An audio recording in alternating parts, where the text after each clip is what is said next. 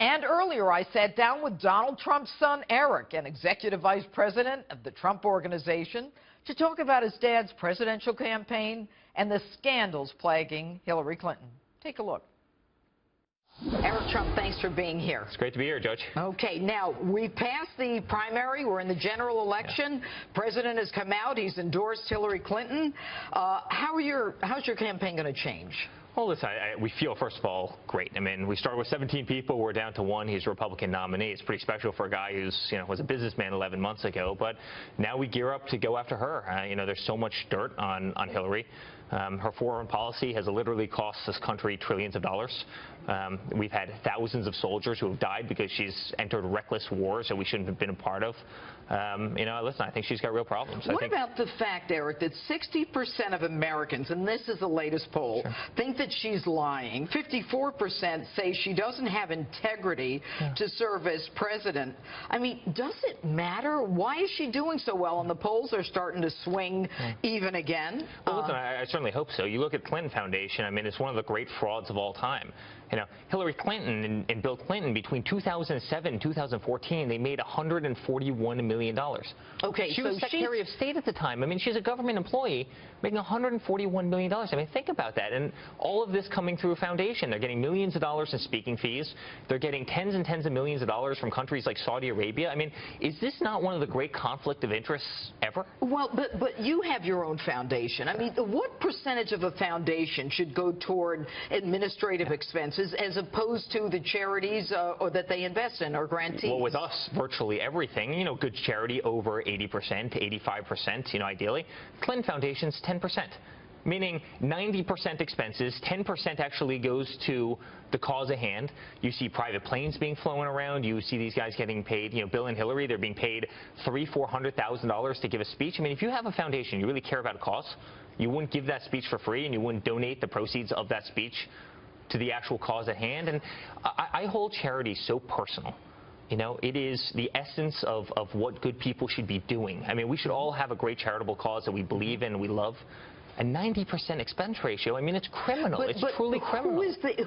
Who's getting the salary, the expenses, as well as the administrative costs? I mean, what are they doing? Who are they taking care of? Well, listen, I think everybody needs to look into that a little bit, but there's certainly been friends of theirs that are being put on very large salaries as part of the Clinton Foundation and everything else. But again, when they came out of office, when Hillary came out of office, when Bill came out of office in 2001, they came out and they said they're dead broke. I mean, that was the exact quote. They're dead broke. Now they're worth $150 million, and she's been in public service the entire time. I mean, how is that possible? How would you go from being worth, negative, dead broke, being worth less, $500,000, having $500,000 in debt? How do you go from being that to being worth $150 million while Why do you think people don't talk about Secretary of State, while being a senator? I mean, how does that happen other than mass corruption? It is really frightening. I mean, it's truly, truly frightening that this is how our political system works in this country. Elizabeth Warren, who's a big critic of your dad, says something like, the next president can honor the notion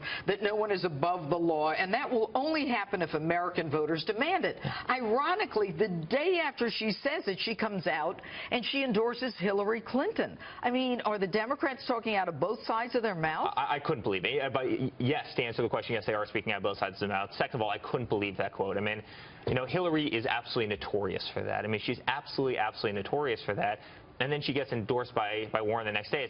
In a certain way, it was almost like a Warren power play. Like, I almost think that Warren might want that eventual job if Hillary, in fact, got indicted. I mean, that's kind of how I read it in my mind. But it was just the irony of that statement was so incredible. But the fact that the White House just the other day came out and said, there is a criminal investigation. Josh Earnest actually mouthed those words. And, forever, Hillary was talking about a security inquiry. Sure. And, I mean, do you think that there is a possibility of an indictment of Hillary as it relates not necessarily to the emails, but to this foundation? Yeah. Listen, I think if government's ethical, I think there will be.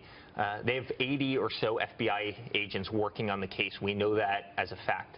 The FBI doesn't appoint 80 people to work on a case if there's nothing there. They certainly have better things to do. So there has to be merit behind this. It's just, what does the Obama administration do? Do they cover it up? Do they protect her? What other factors are happening behind the scenes? And but when the president comes out and he endorses Hillary, when he knows the FBI director is investigating her, sure.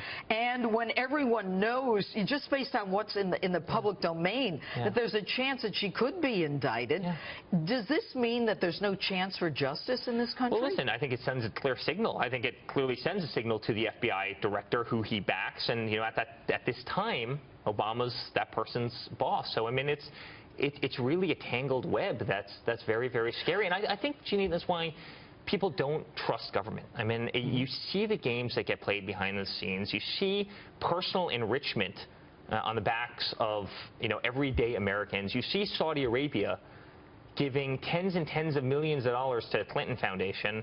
I mean, think about that. If Hillary went to Saudi Arabia based on Sharia law, she couldn't use a bathroom in certain places, right? I mean, but she'll take their money. But the money's flowing. I mean, it's really, really scary, and it's sad. And I worry about the next generation of this country if we have another administration that behaves like this. Well, and they're going to be a key part of the election this year. But we're going to have you back, and I want to thank you, Eric, for being with us this evening. Thank you, Judge. All right.